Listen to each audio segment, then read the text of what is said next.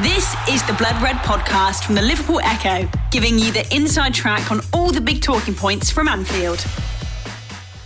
Hello and welcome to the latest episode of the Blood Red podcast. My name is Keifer MacDonald, and in the absence of Joe Rimmer and Sean Bradbury, I will be your host this afternoon here at the Lovelocks Cafe in Liverpool's city centre. I'm delighted to be joined by Theo Squires and Tom Cavilla for today's episode to dissect all things Liverpool from Liverpool's pre-season tour in Singapore and of course Wednesday's defeat to Bayern Munich.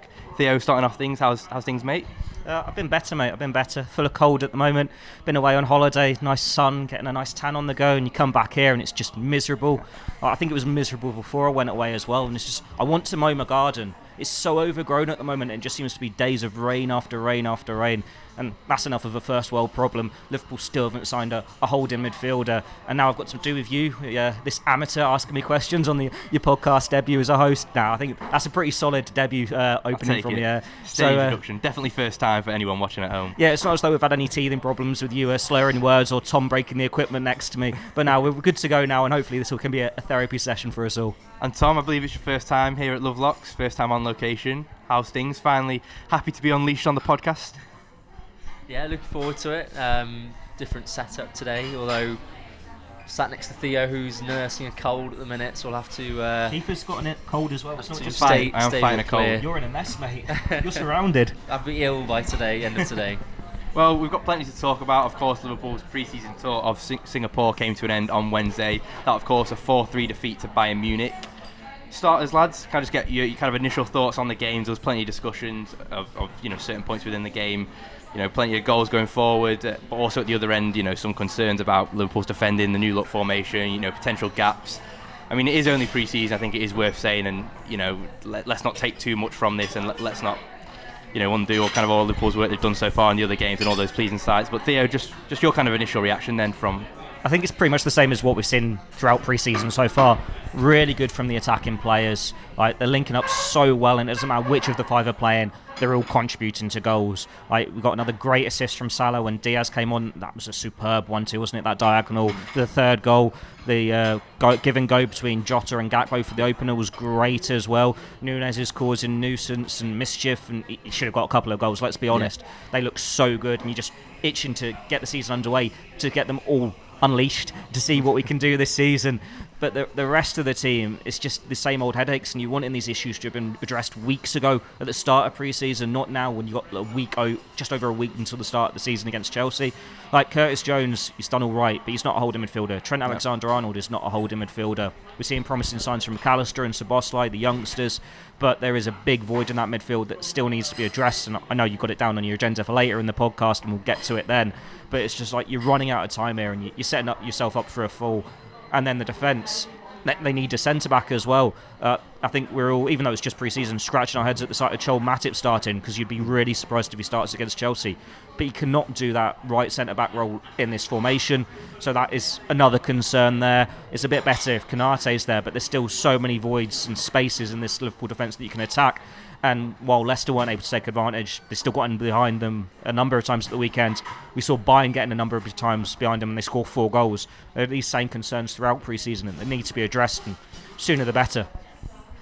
So I'm going to put you on the spot a bit here with kind of summing up yesterday's action.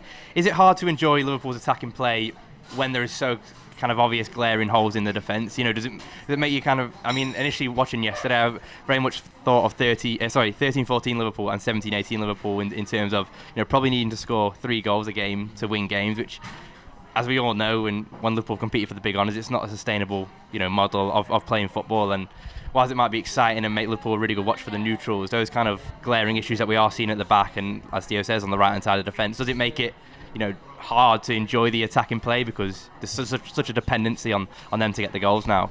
I still enjoyed it. It's still good to watch going forward. Like you said, Gakpo and Diaz, they're always entertaining to watch. The defence is becoming a bit more of a concern. I agree with that. There just seemed to be a lot of space. Sorry for Bayern down. You're already coming down with something, mate. It's not us. I told you this illness. I'm blaming Theo for this. This is brilliant commitment to the Blood Red podcast, by the way. Three ill musketeers fighting on. No, but you could see it with when Bayern were coming down the left side. There was just loads of space down there. Sane, ball played to the back for Sane for his goal, and then obviously Gnabry scored as well. What I was watching, I was thinking, it doesn't seem right, the amount of space they're getting into here. Obviously that's Bayern. You're not going to be playing teams as good as that every week in the Premier League. But Liverpool definitely, have to look at this, because we saw it last season as well, when teams were just getting behind them so easily, and Klopp will be aware of it, and it's just whether or not they go out and buy someone now. I think they probably do need one defender at this point. Matip can be good on his day, and same for Gomez, but they've got injury problems as well, and you don't want to be left in that situation again where relying on Nat Phillips and people like that. We saw it at the start of last season when Nat Phillips, I think he played in that home game at Crystal Palace. Was that the first or second game? Yeah. And he got exposed quite easily by Zaha that game. So you could see that kind of happening again if one or two players got injured. That would be in the same position again where he'd be coming into the defence. Although he's not a bad player, but against the best players in the league, that's what's going to happen. I mean, Tom, we've heard a lot about left-sided centre halves being on Liverpool's shortlist this summer if they can get other areas addressed within the squad. Is the priority now just to get a centre half who can play either side? Is the right side just as much as a concern as the left side now, given how important Ibrahim Konate is to that system? And to throw a bigger question at you both, is too much being asked of Ibrahim Konate and Trent Alexander-Arnold? Is that a sustainable model going to cover two positions over a 60-game season? Is that too much of an ask for any player? Potentially, yeah. I mean, we'll find out if Liverpool don't buy anyone. I think they probably are at the point where buying a centre back is probably better than not buying any, and just focusing on the left-sided one. Just as I was saying before, you don't really want to be in that position where you're going towards October, November time. You're already out of the title race, and you're like 10 points behind Man City, and you're then waiting for the January window to be able to do something. And while I think January could be an option, if they don't sign someone this summer, I think they will buy someone in January. So you've always got that as like a backup option, but it's just whether you want to risk going to that point, and you could be out of the title already. So, and Theo, to kind of throw the same question at you then, is we've spoken a lot about the kind of ranking of Liverpool's remaining summer targets. Is it two midfielders and a defender? Is it a defender and one midfielder? The kind of the makeup. I think everyone agrees that Liverpool need at least two more players between now and the end of the window. If I was to, give you the keys to George Schmatke's office and, the finances to Liverpool and FSG's credit cards, password to his computer so we can sub in these offers. All of the details available to do what you need to do to get Liverpool in shape for September and beyond. What are you doing, and kind of what are the key points of the squad that you're looking to address, having watched these few pre-season games now? The first one is the holding midfielder. That's obvious. They need a number 6. We know there's been 2 bids that have got in for Romeo Lavia. He seems to be the desired target, though there's a bit of haggling whether they'll actually meet the 50 million asking price. If he's not the answer, it can't be a case of like they've done in the past, we'll just wait for him then, we'll get him in January, we'll get him next summer. They need someone now, otherwise they are in for a difficult season. I'd still like to see them getting a second midfielder beyond that, but before that, a centre-back's got to be the priority, because before Fabinho and Henderson went, centre-back was becoming the priority. I think Joe Gomez could be an ace up the sleeve here when you terms of the system. Like we've seen him as a right back when they're letting Tsimikas become the inverted left full back so far this year. We haven't actually seen him as a centre back, and now he's got the pace where he could cover from Konate on the right, and he has experience playing as a left back, so I think he could be an option on the left side as well. So he is that go-to utility player pretty much all across the back four, and he's fine, whereas a Matip can't be. I think Matip's only that solution, and you're the replacement for Van Dijk as the centre one when it becomes the 3. So you still need someone with a bit of pace, a bit of height on them, who can be that, I'm sort of a full-back, I'm sort of a centre-back. It's a lot to ask on Konate or Trent, and this is what has made it frustrating that they haven't addressed the players so far in the terms of they haven't had a holding midfielder who's going to be the holding midfielder. Like if you put in peak Fabinho in this side from 2019-20, you're not having these same issues, are you? Because this is how we're going to set up. We've got a whole midfielder that covers absolutely everything. All the blades of grass will steal the ball off everyone. Your centre-backs are at the absolute peak, and you can expect that little bit more from them. Liverpool now, they're expecting and demanding these 8 out of 10, 9 out of 10 performances from them week in, week out. And that's one thing when you've got the midfielders to accompany them, when you've got the backups to accompany them. At the moment, Liverpool don't, and it's like if you're getting into this place where you're already playing catch-up before this even started, as we saw happen last year with the injuries, you're already setting yourself up for a fall again. So they're running out of time to address these issues. You're a little bit concerned about how the team's going to look against Chelsea on the opening day, with the only blessing being Chelsea have no midfielders either. They've got a couple of injuries themselves, but it's a month. It's going to be a long month, isn't it?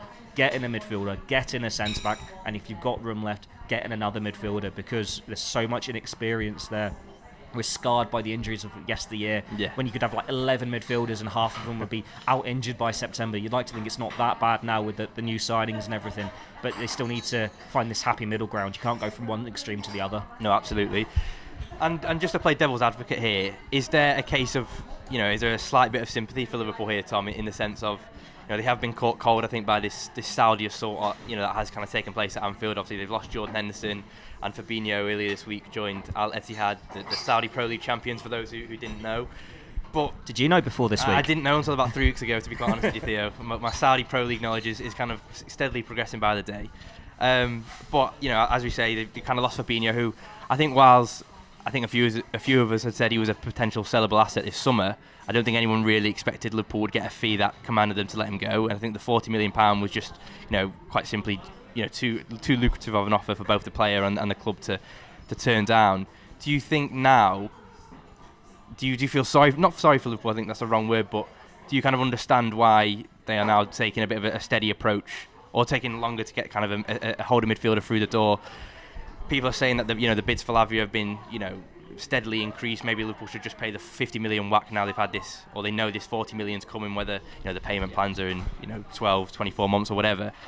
Do you think that the losing Fabinho has kind of changed the whole kind of dynamic of what Liverpool are after this summer? Because no longer are they after a Lavia who could come in and play alongside Fabinho in Europa League games, or maybe share that burden, but now they're after Lavia, and now someone who as Theo says, someone who can come in and slot in straight away. And you're talking about Fabinho, 19, 20 levels. So, do you kind of feel kind of some understanding towards Liverpool's situation here? Can you repeat the question, please? A very long-winded answer of saying, have Saudi Arabia really messed up Liverpool's plans this summer? Yes, they have. I don't think anyone was expecting both Henderson and Fabinho to go this summer. I think everyone could see Keifer would be leaving, Oxlade-Chamberlain the same. Milner was kind of a 50-50, you didn't really know which way it was going to go. With Henderson, that was, I know a lot of fans were sort of saying, he's had his time, his legs are going. I don't think anyone actually really thought he'd go this summer. You were thinking that might be 1 year down the line or 2 years down the line, but not now.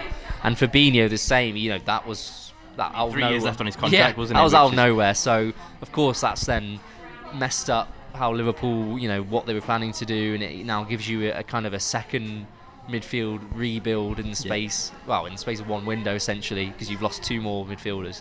So it's not ideal, but I don't think you can. They've sold them now, so you've got to get on with it. I think 40 million fee is they weren't going to get that from anyone else from him, so I can understand why that's an offer they've taken for him. Henderson for 12 million, you kind of feel like they could have got a little bit more for him. You've seen other players going for quite big fees, and I felt they probably could have got a bit more, but you take that. You now got 52 million to spend on a midfielder from that.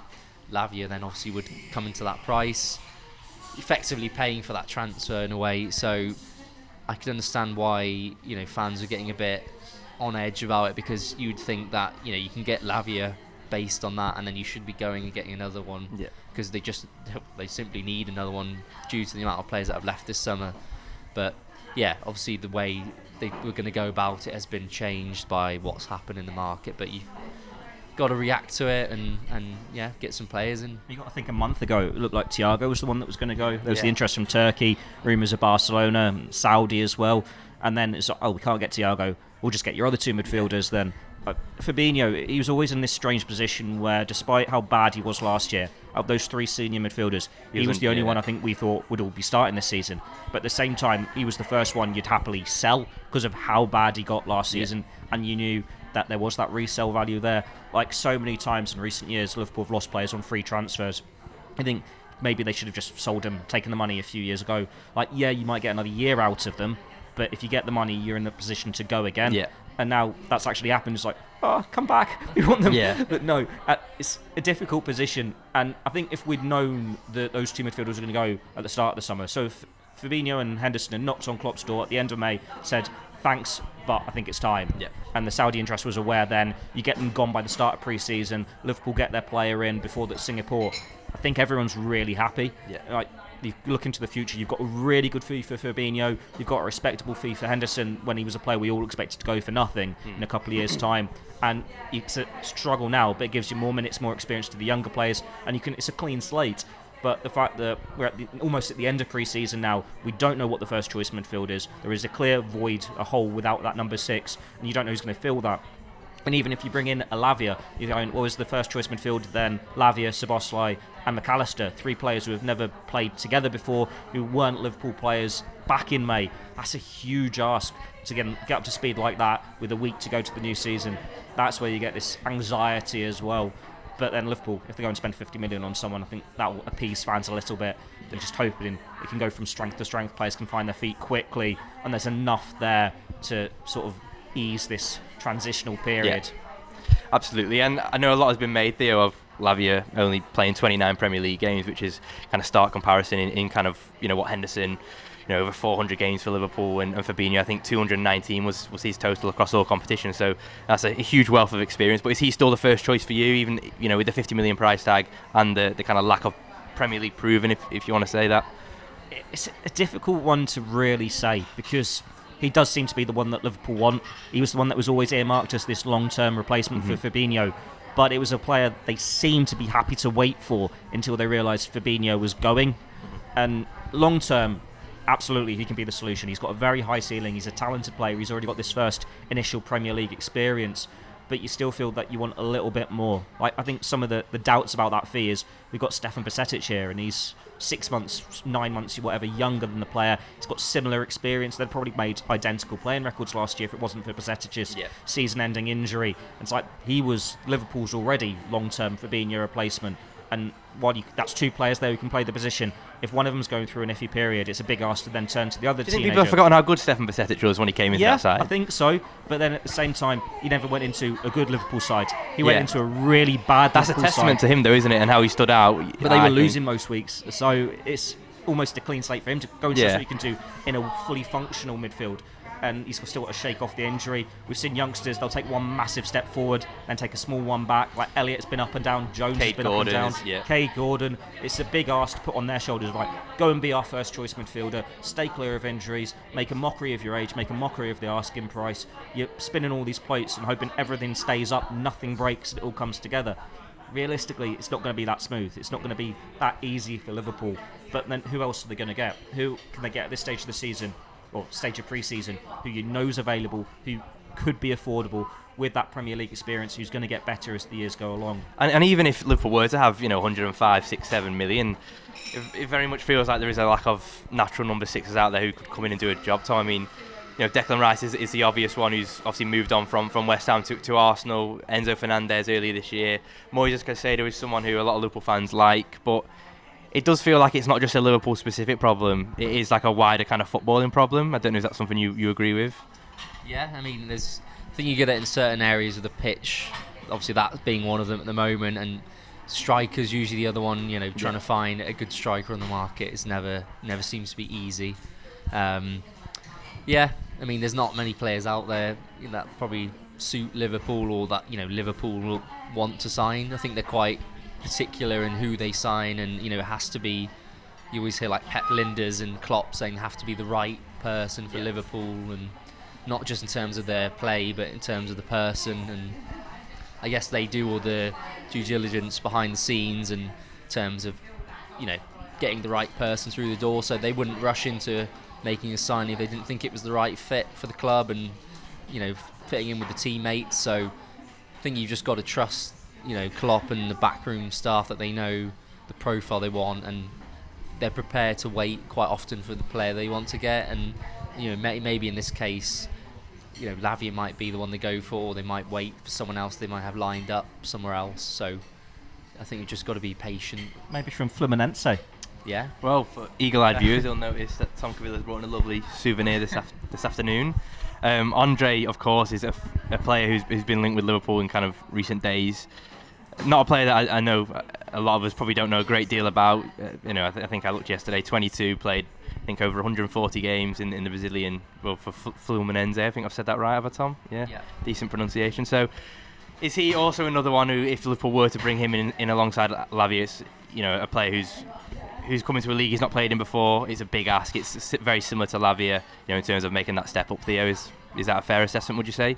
I'd feel a little bit more comfortable about it. It's still a step out of his comfort zone, but we've seen the South American market, it doesn't seem to be as big a step up for them anymore. Like you mentioned Caicedo there, McAllister is another example. Look how many players Chelsea and Man City have signed. There's a lot of South American players that are just going straight into these big clubs. Half the Brighton team to be half the Brighton team, and they all seem to be just taken to it like a duck to water. And you think, well, why aren't Liverpool looking at that South American market? Like, there have been those questions. Why couldn't they sign for McAllister for 7 million when he joined Brighton, or Caicedo when he joined Brighton for like 5 million? Maybe Andre could be that player.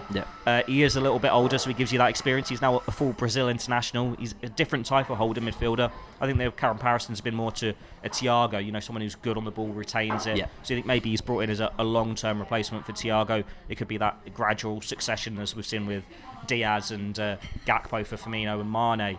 But it's still a big ask to go into this Liverpool midfield. It just gives you a bit more comfort in the terms of there's depth there. We've got an extra option. We can have that little bit more protection. And yet he's a highly rated player. Like, I've done a couple of pieces on him this week, and he was being not fully compared to a João Gomez or I think it was Danilo, who went to Forest and went to Wolves. But when they were all in Brazil, similar age group, he was the one who was outshining him in that position, and they've both come into the Premier League and they've done well with their respective clubs. And you think he is supposed to be the one who's the next one, who's going to be this big Brazilian player who's going to take to the European market, take it by storm, go for a big fee, and everyone's going, oh, who is this kid? Where's he come from? Now, he might caught Liverpool fans off guard a little bit. There have been links for a year or something, but he's potentially a player they've had their eye on for a while. When you look at their other connections with Fluminense, like Alan went on loan there in 2019, and it was because Alan was on loan there that Liverpool were first aware of Pitaluga, the goalkeeper they've got in the reserve ranks. So they're able to look at his training and his little scouting report things to see how this young goalkeeper who's only 16, 17 was doing in training sessions and reserve games. Now, Andre's, I think, 18 months older, but Pitaluga was playing for the reserves when he was 16, so they're going to have played games together. There are going to be plenty of reports, if this was a player who's grabbed their eye then for the last 4 years, that they can take notice of. And by all means, Andre was the star of their academy, by the sounds of it. He was the captain for a while. It was this golden generation. And you think if he's this one, they've thought he's a big talent. People are going to be taking notice. Alisson's trained with them, of course, a few years ago. And Alisson's brother was still playing for them as recently as last year, so he's been his teammate for a couple of years. All these ingredients together, I think Liverpool have been aware for this midfielder for a while. They've been watching him from a distance for a while, and maybe now it's a good time to strike. But we've always still got the headache of Brazilian sides don't like to sell mid-season for them. Like the summer now for us, it's mid-season for them. They'd rather wait until January. Of course, obviously the Brazilian transfer window closed yesterday, didn't it? So you think it's a huge Gabriel asset. Jesus, he left in January, didn't he, when he joined? They pre-agreed that, didn't they? Yeah, and it's the same for the South American clubs. Like Alvarez was agreed 6 months early or something like this. He joined after the season. They don't tend to like to do it, and I think it depends on... So they've got the South American Champions League game next week. I'm sure TC is the expert compared to me. But that's going to be deciding whether they can let him go now, or if Liverpool are going to have to wait for January. But he seems more this long-term successor for Thiago if he is a player that they go for. Absolutely, and I think any midfielder, Tom, coming into Liverpool in the weeks, months and years ahead will be licking their lips at lining up behind that front five options that Liverpool now boast. Probably, I struggle to think of a team in Europe who have better depth in the attacking third. As we said at the top of the show, that was highlighted yesterday. Salah gets an assist, Gakpo, Nunez, Diaz all feature, all kind of catch their eye in their own ways. Ahead of Chelsea, then I know there is one more pre-season game at Preston on Monday, but can you say the team we're playing, please? Darmstadt. How's that compared to your Brazilian pronunciation? Brazilian pronunciation isn't there, but it's not as bad as Ian Doyle's, who still struggles to pronounce Stefan Bajcetic's name despite him playing. I think we all do. Well, speak for yourself. But so Tom, how does Liverpool's front three look going to Stamford Bridge, pending any injury, without any injuries ahead of next week? It's a tough one. I couldn't call it, honestly. It's the problem with this team now is we've got so many options in that area.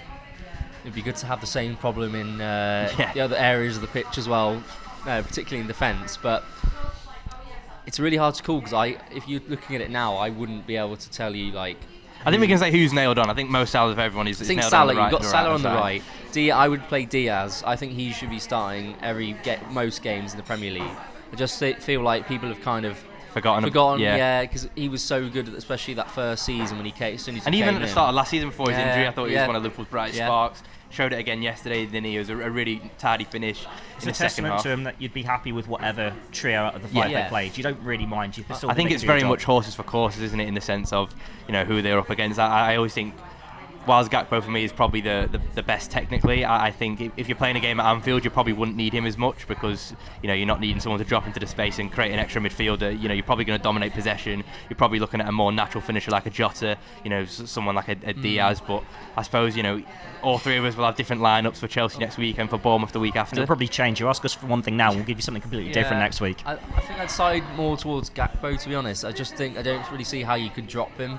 Is that regardless of the opposition? Just he's a staple of the front three. As much as I like Nunez and want him to do well and think he can do well, I just don't think you could leave Gakpo out. So I just think if you're going to play, you could potentially use him as a midfield option, as we saw last season. But I think he has to be in the team somehow because I think he's too good to. He's a brilliant footballer, isn't he? And I wrote something yesterday where it's kind of comparing the mood of when he arrived, and everyone was like, Liverpool don't need another forward, and maybe took a couple of weeks to get up and running and maybe kind of find his feet at Liverpool. But Theo, he's kind of gone from strength to strength, hasn't he now? And as Tom says, he's probably the one of 5 or 6 names on a team sheet who, depending on who you ask, is nailed on to start almost every game if he's fit and firing.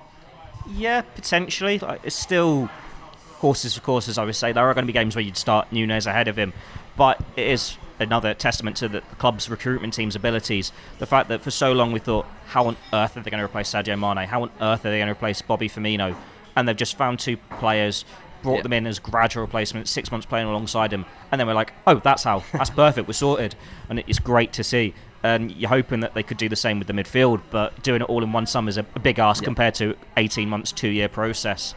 He's a very good player and he's playing with a lot of confidence now, and you're looking forward to seeing him in a good Liverpool team as opposed to what he had to put up with for the majority of his first 6 months compared to Diaz almost winning quadruple when he first joined the club.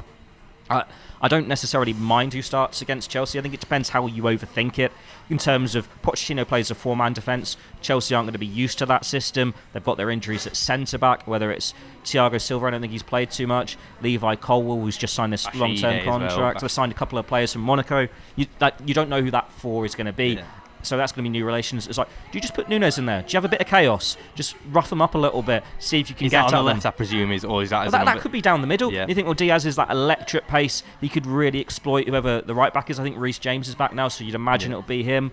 But then if you go on form, fitness, you think Jota has to start, and then Gakpo. But this is it. I've just basically said a reason for all 4 of them. Yeah. Like Diaz has looked good in pre-season, but you think you're not going to be able to just hit the ground running and be fine now. Like it was a freak when Van Dijk did it after his ACL injury. Diaz has had a bad knee injury. It will take him time to get fully back to his very best. You're going to have to manage him carefully. Yeah. And maybe when you've got that explosive pace for him and Nunez, they're perfect as the impact subs. But then Jota's perfect as a sub to get you a goal. And Gakpo, his versatility and the fact that he's a unit, you could put him up front, you could put him out wide, you could put him in midfield. It gives you so many options. Like I said when TC was answering, I honestly don't mind which one of them starts because you still reckon they're going to get goals. And that's what we're seeing, whether it's second division German sides, Championship Leicester or Bayern Munich. They're all providing goals, they're all providing assists, and the relationships are blossoming. Long may it continue. This is proving to be a bit of a problem when I've been picking my fantasy football team at the minute.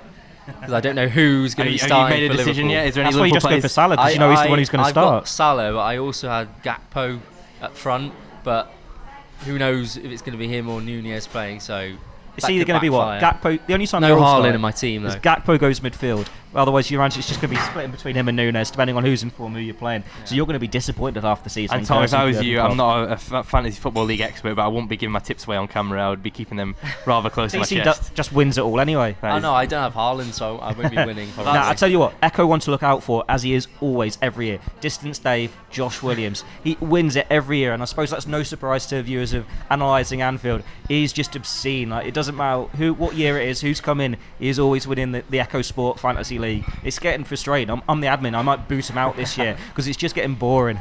Well, speaking of forwards, I think it'd be rather rude not to mention Ben Doak and his performance yesterday. Another fine second half cameo. I think the peak of that was turning Alphonso Davies lovely on the halfway line and kind of sprinting away. Very old-fashioned winger, we said direct and so fearless in his performances, whether he's playing at Kirby or Champions League Bayern Munich, or the under-19s in between that.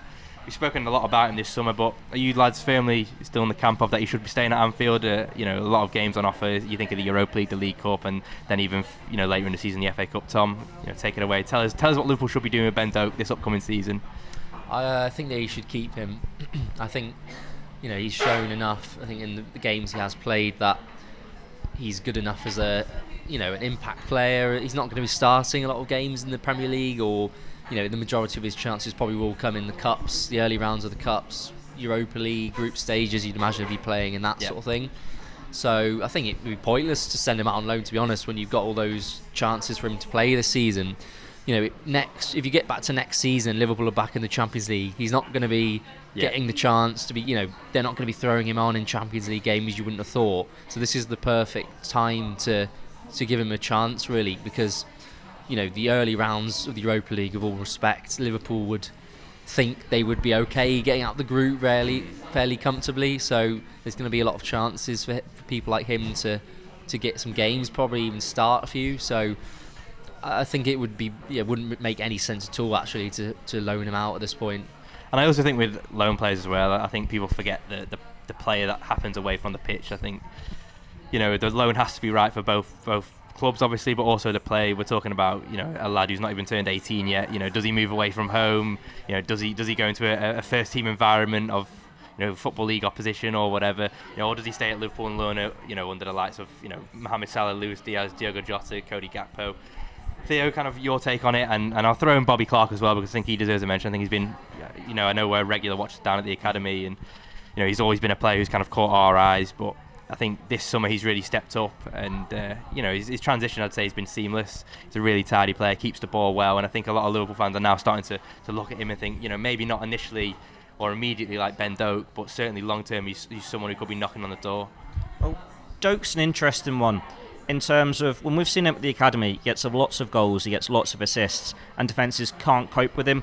Like, he's stepping up to the first team and he's making an impact, but that final ball is still lacking. So it's like, what is the best way to take that next step? Is it by being with the first team, getting these odd games in the domestic cups, maybe in Europe, and still playing with the under-21s? Or is it going and doing what Harvey Elliott did and go and get a year out in the Championship or something like that, play week in, week out, get roughed up and really learn the true nitty-gritty side of men's football? Learn the trade. And you could argue either way for it. I think with Europa League, Liverpool are in this new position where you can just keep them all for 6 months and then reassess in January, because you're going to give them the group games. You'd imagine. There's no UEFA Youth League football either. Yeah, there's no UEFA League. A big thing. So you can give them those games, see how they get on, part of the first team, see if they get many Premier League minutes, see how the squad's doing, and then reassess in January. Go, is it best for you to probably not play as much in the second half of the season, or go out on loan then? Doak does have this unfortunate point over his name of he's not going to be on List B because he's not been at the club long enough yet. So for him to play in Europe, he has to be in that 25-man squad. So that will depend on who they bring in, and that depends on homegrown, age and everything. So they could, by all means, I think now you've got rid of Fabinho and Henderson, there is room for him to be in that squad. But if you go and sign 3 or 4 players, say all of them are foreign, all of them are over the age of 21, there might not be room for him. But ideally, you're going to give him game time in the Europa League, and he'll get some minutes in the domestic cups as well, and you just reassess in January. I think Bobby Clark, it's a more difficult one because they have done this massive midfield revamp. I say massive, it's only 2 players so far, but we know it's going to be more 3 or 4 follow. players, more to follow. And you think, where is your game time going to come from when everyone's fit, everyone's firing, and this is the Liverpool strongest team?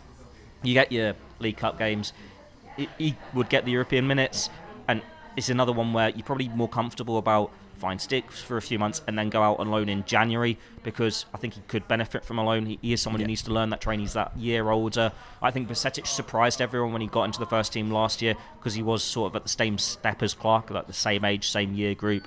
Clark maybe needs a little bit more. I think Bajcetic as well, people forget that the year before, I mean, he'd hardly kicked a ball for the last 6 months. He was 18, he was still a centre-back, wasn't he, for most of it? So it does take time, but then it can just explode. It can all click into place. Like Liverpool, worst case scenario, don't get another midfield, or they get the number 6, but they don't get another or number 8, then McAllister's knee injury turns out yesterday, it's not a knock, he's out for a couple of months. Don't say that. And then you are needing Bobby Clark, and then he gets in for the Premier League games, second game of the season at home against Bournemouth, plays really well, and then he's part of the conversation. Like, you don't know, and when you've got these opportunities, there is a chance to have a look at him, but it's a long-term project. These boys are still 17, 18 years old. You only need to look at Curtis Jones, where that's how long it takes to really take that next step and establish yourself fully. They're going to be inconsistent, they're going to be an out in the team, but if we've got 4 years of that from these two lads who are so exciting to watch, whether it's on loan, in the academy, or in the first team, bring on the end of the decade when they're first team regulars. Absolutely, plenty of excitement for them, and I'm sure 2 summers they won't ever forget.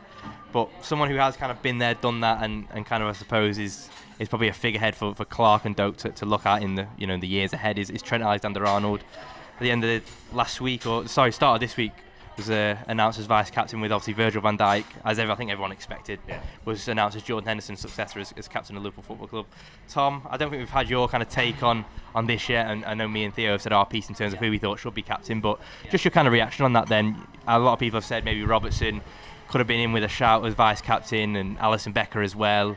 What are your thoughts? I was just about to say... You're a goalkeeper captain. No, I was going to say I'm glad it wasn't a goalie, because I don't agree with goalies being the captain. I don't know. I just is that how find you it kind of strange. doing it on your fantasy footy then? No, is it always I know Spurs had Lloris as their captain. I just don't understand, if you're from the keeper's perspective, organising the team from back there. I just don't think it really works. So does this sound like it's a dig at Jordan Pickford somewhere in there as well? De Gea was obviously United's captain, wasn't he, for a while? I was going along with what you said, then I heard Alisson mentioned there. I just wouldn't know. I'm glad it's not Alisson. I'll flip it round. Is that the same for Mo Salah then? Been introduced to the 5-man leadership group, but as captain of Egypt and someone who's given his best years to Liverpool and kind of been a constant performer, good, bad or indifferent, is he someone who maybe should feel hard done by that he's not been captain or at least vice captain? Probably not, no, because I don't think he's as good as a player as he is. I don't think he's like a leader on the pitch, Salah. If you're in a difficult moment, I don't think he's a sort but of you don't player. think he leads by example in terms of getting goals and big moments? He sets an example, but I don't think that necessarily makes you a good leader on the pitch. Same with Henderson, in the sense he was kind of the opposite of that. He may not have been the most skilled player or the one who... But he levelled everyone else. He is a good leader and good organiser on the pitch.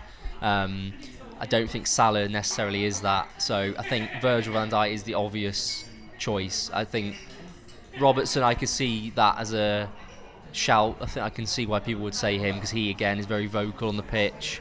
Would be a good option. But yeah, I just don't see... I don't think Salah can...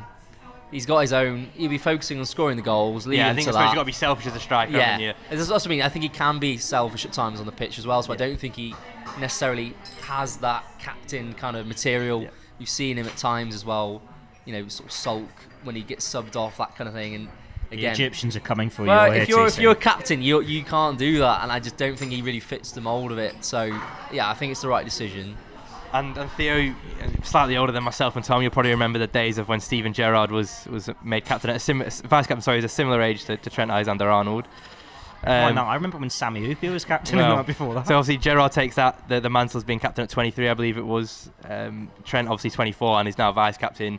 Surely in the next 2 or 3 years we're talking about Trent Alexander-Arnold being the full-time Liverpool captain. Is that the right move? Have Liverpool future-proofed their kind of leadership ranks with that appointment? I do think so, yeah. That's why he's the vice captain.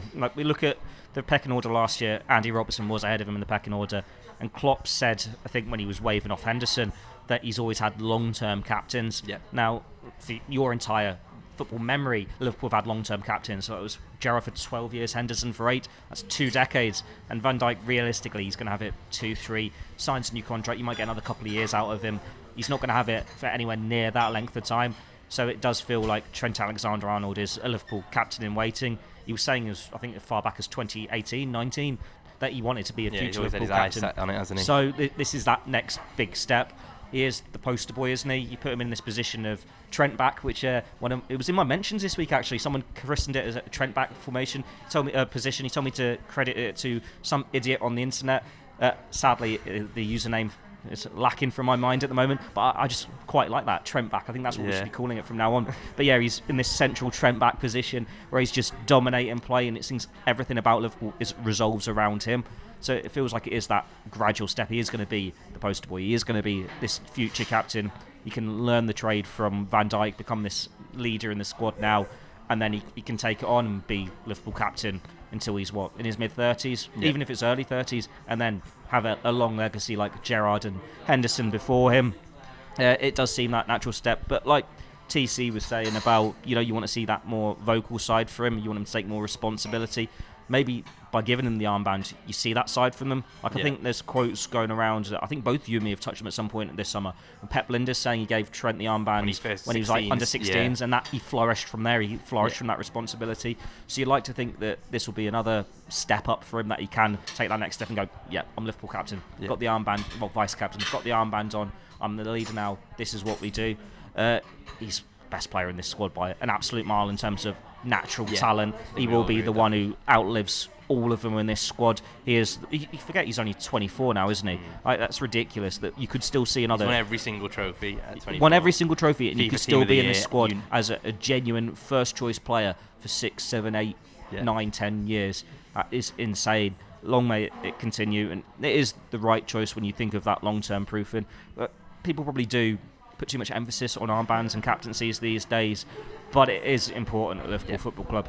When you think of so many famous figures, so many big names have worn that armband, from Emlyn Hughes, Phil Thompson, Tommy Smith, Ron Yeats, all the way to Sammy Hoopier's, Steven Gerrard's, Robbie Fowler's, Rush, Barnes, Alan Hansen. I'm just going through a whole list of captains here, aren't I? But there's so many.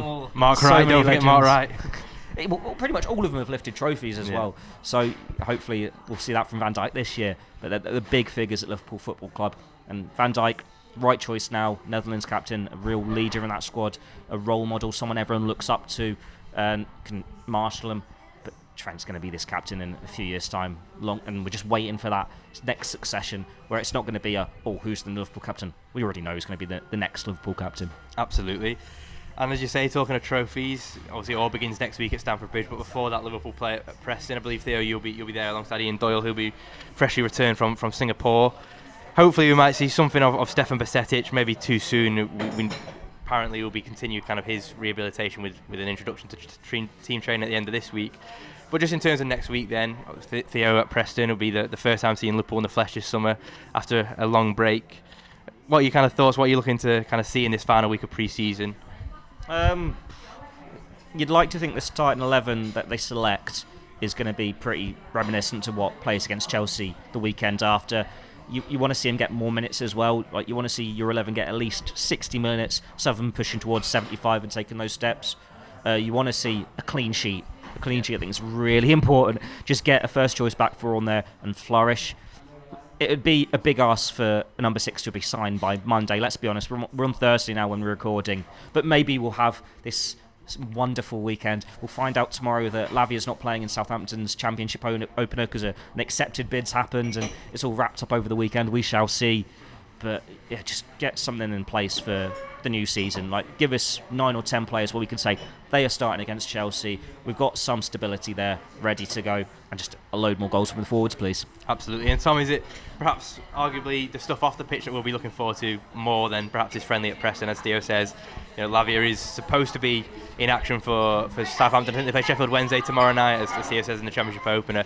But is it, maybe the kind of progressing with that deal, or maybe Andre, is it those kind of things that you may be looking forward to more than actually seeing Liverpool run out for the 5th time this summer? Yeah, probably.